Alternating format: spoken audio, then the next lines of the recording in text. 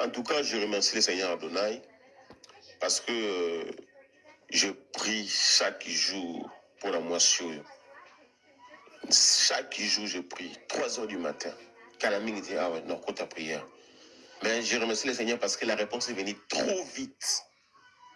Elle-même, on est à l'esprit d'égarement. L'Éternel va te frapper de l'esprit d'égarement, l'esprit de l'erreur. Elle-même est venue dévoiler Misra Mabé. Il parle de Kimbangu. Kimbangu n'est pas Dieu, un simple prophète comme tout le monde. Kimbangu fait un prophète comme Baba prophète Nyonso, on va utiliser ça. Kimbangu ne peut pas être ton bouclier. Kimbangu est mort. Kimbangu abimelinga na ndako nanga atelemi aele lonyamawa. Donc nzambe no d'abord nzambe no Kimbangu aele d'abord ne lonyamawa. Et puis il dit il y a tout ni Kimbangu pour aller nous ne lonyamawa. Donc qu'est-ce que je voulais dire par là, Pasteur Paul? J'ai compris que c'est un combat occulte qui vient de très loin. L'équimanguisme. Parce que les kimanguistes revendiquent que le roi divin doit sortir de Kamba. Selon eux, le code Simon qui manque une prophétie sur l'arrivée à roi divin, donc ils veulent s'approprier cette prophétie. Or, Kimbangu avait parlé au nom de Jésus. Voilà. Donc, il y a un Seigneur donné à confondre le Bango. Il y a une mission dans le Baki que ils ont excité les Congo central. Pourquoi Dieu n'a pas voulu que roi divin à Zalam Congo? Parce que le Congo central, ils ont excité la jalousie de Dieu parce qu'ils ne point Dieu. Ils ont irrité la colère de l'Éternel par des vaines idoles. Kianga Nzambe. Depuis quand Kianga n'a comme Nzambe? Nzambe Mobimba, alors à Posa Mwasi. Nzambe Mobimba, aller à Foufou. Nzambe Mobimba, avec la diabète, avec la tension. Il n'est pas Dieu, c'est un petit joueur. Quand la Congo centrale, wana Kaunda Nzambe. Nkusu La Congo Nzambe. centrale, wana Masambukidi a s'autoproclamé Roi divin. Roi divin du bassin du Congo. Quand la Congo centrale, wana kaka okuta Bankusu, Banemwana Semi, pour ne citer que cela. C'est bizarre. Nkusu. Le Congo est dans la 4 langues nationales. Ils allaient définir l'unité du Congo, regrouper la 4 langues. Au point que la langue du Congo ont beaucoup abusé dans mon Manzambe. Même les Balouba, même les Balouba, même les Bangala. Il n'y a pas de dieu de Bangala là-bas. Même les Bassoïl ici. Moi, je n'ai jamais entendu Bassoïl que non, un tel Nzambe Bassoïl. Mais au Congo central, ils ont excité la colère de Dieu. Au monde, il y a un Seigneur à qui le roi divin n'a écolo moussous. C'est pour exciter, parce que Dieu lui-même a dit, n'a pas d'Israël, moi, j'irriterai votre jalousie parce qu'il est point Dieu, parce qu'il est point un peuple. Je vous irriterai par une nation qui ne s'appelait pas de mon nom, au-delà des fleuves de l'Éthiopie. Donc cette dame est venue, Yemoko a commis Fundake, Nzambe Nangeza Kimbangu. Est-ce que Kimbangu peut être Dieu? Donc j'ai compris que c'est un conflit occulte entre nous et les Kimbanguistes. Entre nous et Kamba.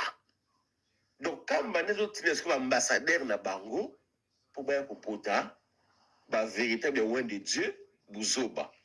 Mais c'est une erreur terrible.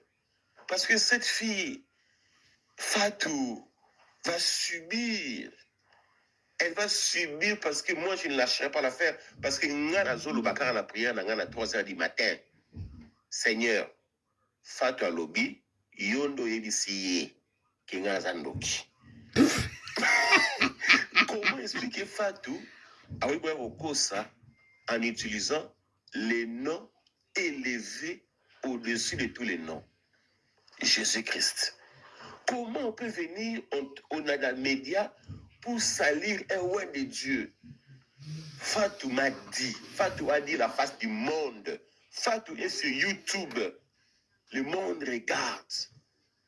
Alors dit que moi je suis sorcier. Tandis qu'éternel, moi je ne suis pour rien dans tout ça. Je ne connais pas la sorcellerie. Je suis ton serviteur.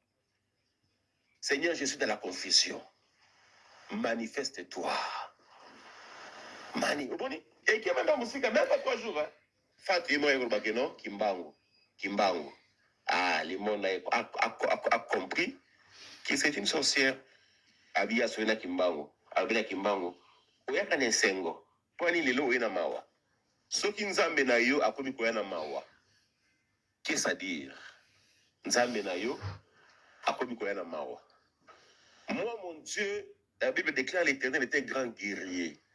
L'Éternel est son nom. Nous sommes les imitateurs de Christ. Mon Dieu est un guerrier. Moi aussi, je suis un guerrier. Il y a aussi Fatou. Bitumoluki Fobunda. C'est la soupe. Et je sais qu'elle va tomber bientôt parce que le quoi déjà, Satan commence à menacer. Maintenant, on a prière.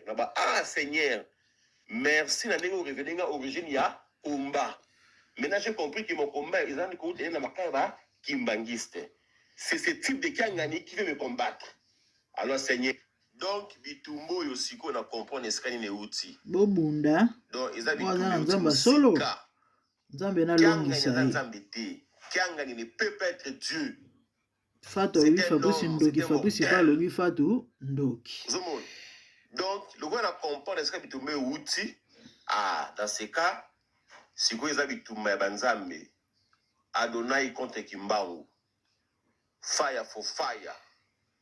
Bato boyebi Fabrice c'était beau zela chez la une image à Fabrice. Kabal mobimba et outil. Je ne pouvais pas imaginer que cette fille n'a pas prophétie. Je ne pouvais pas m'imaginer que Azan Ndoki a jusqu'à ce qu'il aille tomber dans la porte de la moko.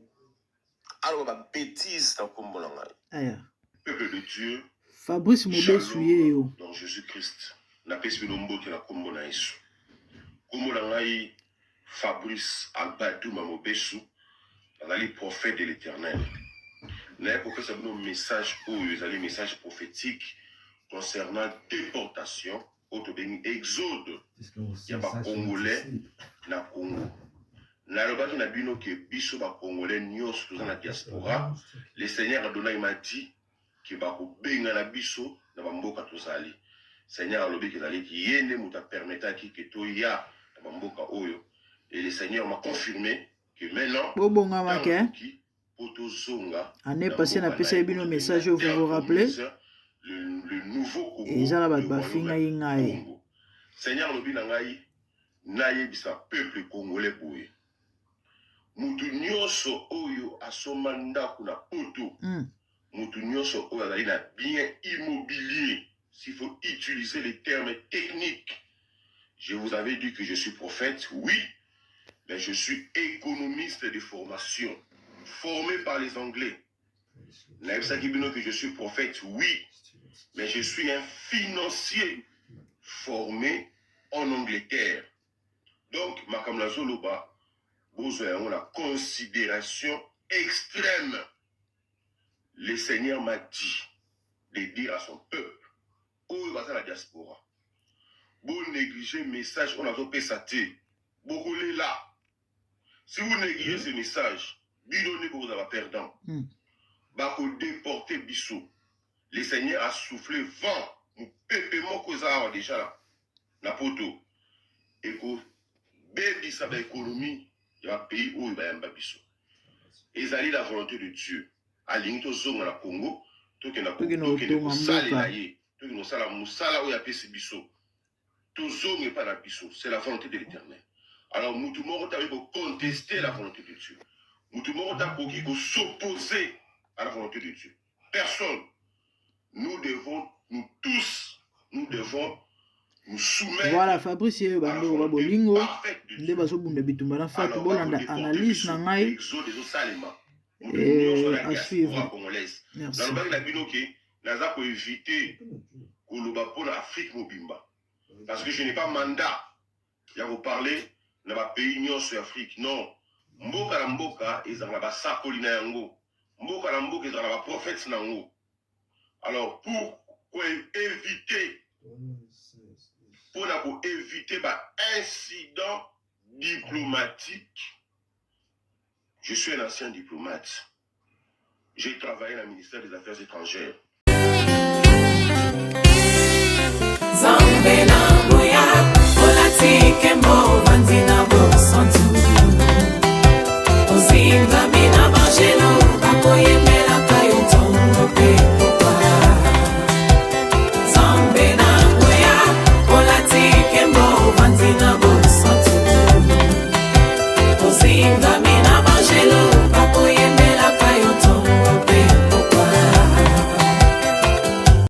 MDG TV, une chaîne Went pour la cause de Christ. Mafuta ya sika, mafuta ya sika, mafuta ya sika.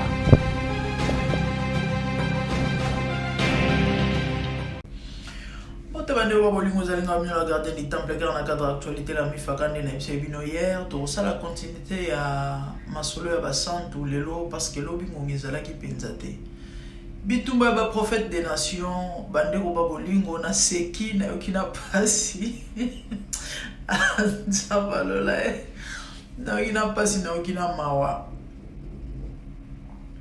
bandeko ba bolingo ba prophète bazo kamana bandoki na réseaux sociaux et pesi passe pesi mawa mama prophétesse Fatou Mombongo je crois que tu ba mama prophétesse Fatou Mombongo après ça va prophétie ya kafu tanto ba prophétie kafu ba prophétie ningi sa bichopo ba prophétie ba to minene ba prophétie ba président de la République ba ministre ba papa la biso Fabrice Mobeso prophète Yanguya, prophète de la nation, au Mikoloyo, aningi sur les réseaux sociaux, n'est-ce pas, s'il y a un jour, chaîne YouTube et c'est d'abonnés pour la nuit parce que Bazo ça a tellement intéressé la Mambazolo ba. Mambazolo c'est tellement intéressant.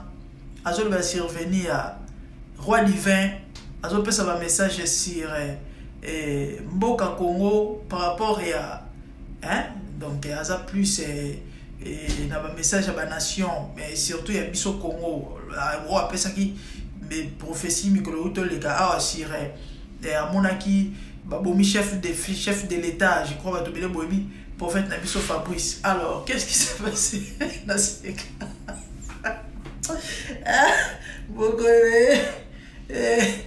la RDC premier pays producteur de prophètes. Tous ça la richesse de sous-sol, tous ça la diamant, ba coltan, ba cuivre, la ninga boketua ya pas le bango, ba cobalt, ba uranium, ba lithium, tous ça la prophète. Premier pays producteur de prophètes en Afrique, la RDC. Non monde good ouais. Bandeko wa bolingo. Car on ma va mon bon à opérer sur prophétie na e bande au babolingo o mususu to la mwiboy ale bike nzamba ebie Fabrice Sandoki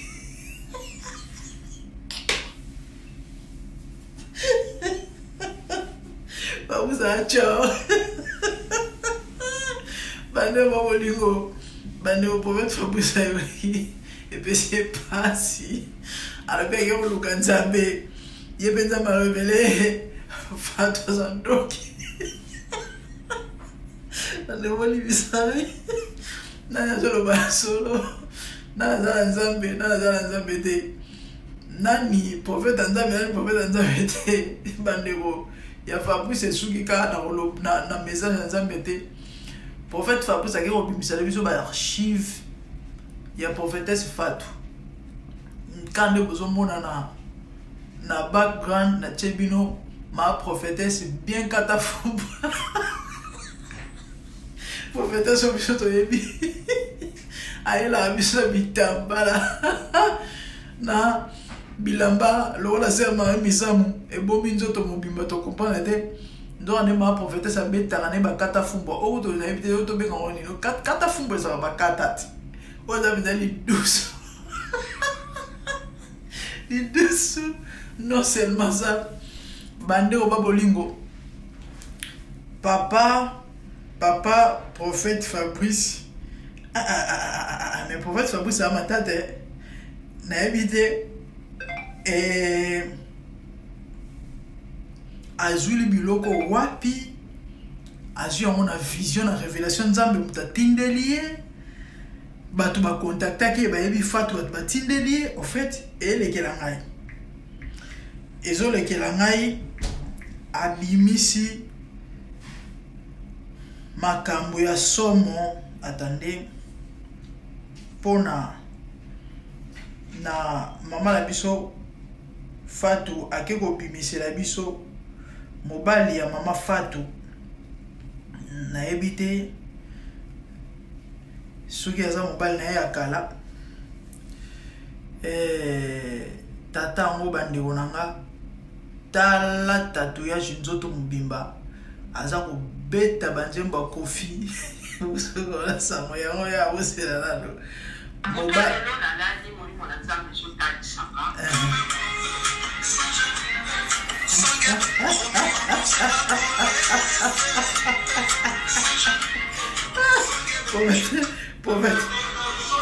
Prophète. Voilà. Maman, qui ça les sous? Oyo, chérie, prophète Fatu, prophétesse Fatu, na madame pembeni na bana, bon. Parfois, parce que moi je faisais un câlin, mon a passé, et on sous on a serré à bon la mathématique. Après, à bon ninja, on a utilisé, bon, bref, et ça a peut-être des problèmes. Mais, et ça n'est pas si, parce que, c'est vrai, mais, et ça n'est pas si.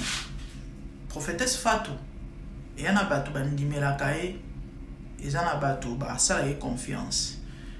Prophète Fabrice, et en a battu bandimela kae, et en a battu ça la confiance. Du coup, ma tête totale to la moki. Fatou a bien battu que Fabrice a zandoki. Allez-y comprendre. Et au ça nini. Et au ça nina matoi. Et par rapport à l'image nae, à la réputation et autres, c'est un père de famille. Et vice versa. Fabrice parle à la mouki a bimi sur l'archive à Fatou. Non, après ça conseille na Bassel en Zambien, Fatou, Fabrice, ba prophète, ba pasteur. Mouko msusu, ba disciple ba yebisa Yesu. Je crois dans Marc 9. Ba lobi na ye tomoni mutu mozo sa miracle kuna na kombo na. Awo benga na ba démon, awo sala ba miracle. To bisa landa biso. Mais a boyi a limité sur le bi te botikai. Mutu o azali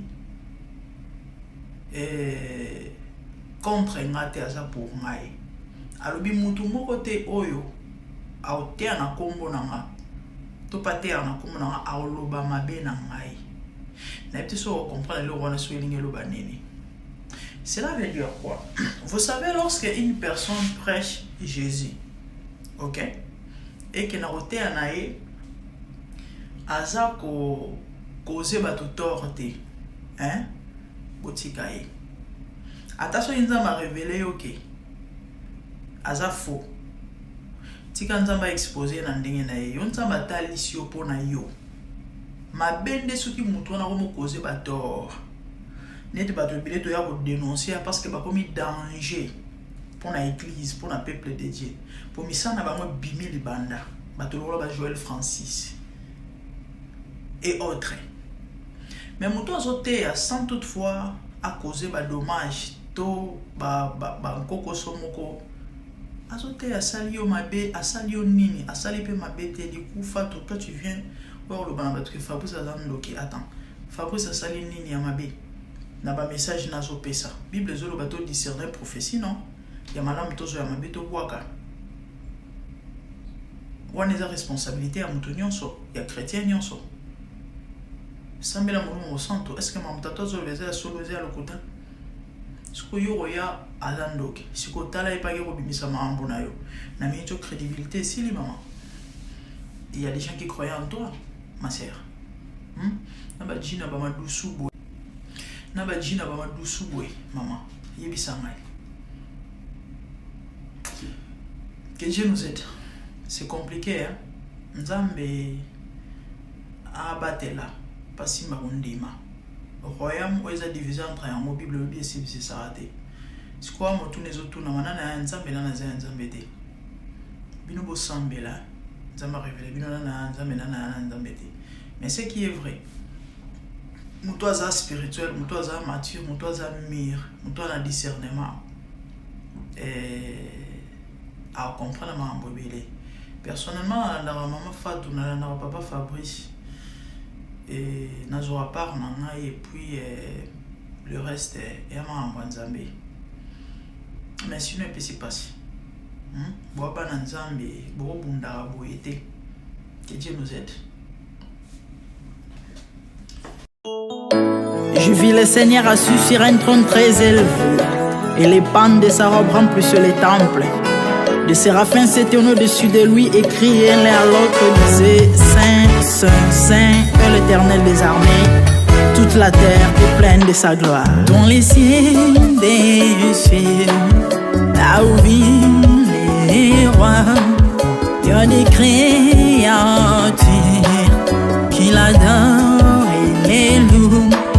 Dans les lieux célestes, là où règne mon roi, il y a des anges qui chantent jour et nuit en sa gloire. Les 24 vieillards et les 4 êtres vivants, ensemble avec les anges, chantent ensemble en air. Ils ont réussi l'homme d'adorer les rois, car il est l'unique, le seul vrai Dieu. Seigneur, reçois favorablement les paroles de ma bouche, car les portes furent ébranlées dans leur fondement par la voix qui retentissait, et la maison s'était remplie de fumée. Glorifie-toi. Dans les cieux, sur la terre, même sous la terre, toute langue confesse que Jésus est Seigneur, car il est élevé au-dessus de toutes choses, et son nom est au-dessus de tout nom.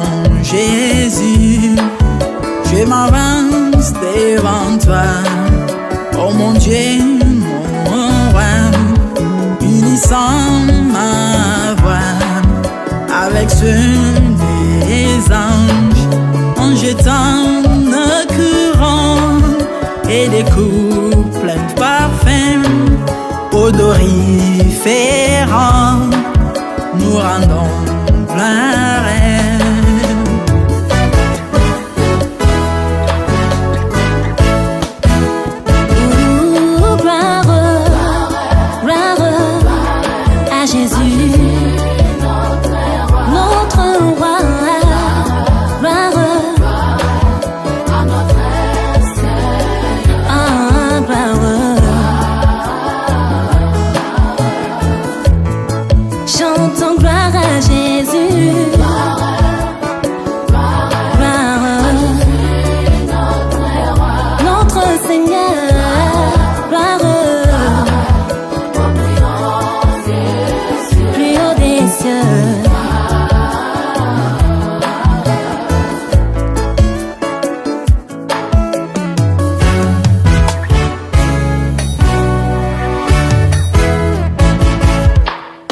Il est beau d'annoncer les matins ta bonté.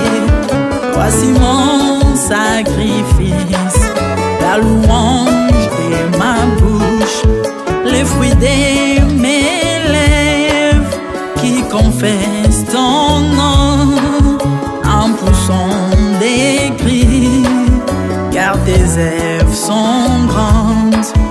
Bienvenue jour dans ta face, que mille ailleurs, car tu es mon soleil, mon bouclier, ma tour forte.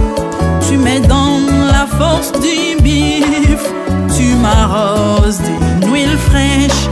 On est se plaît à contempler mes ennemis grâce à toi.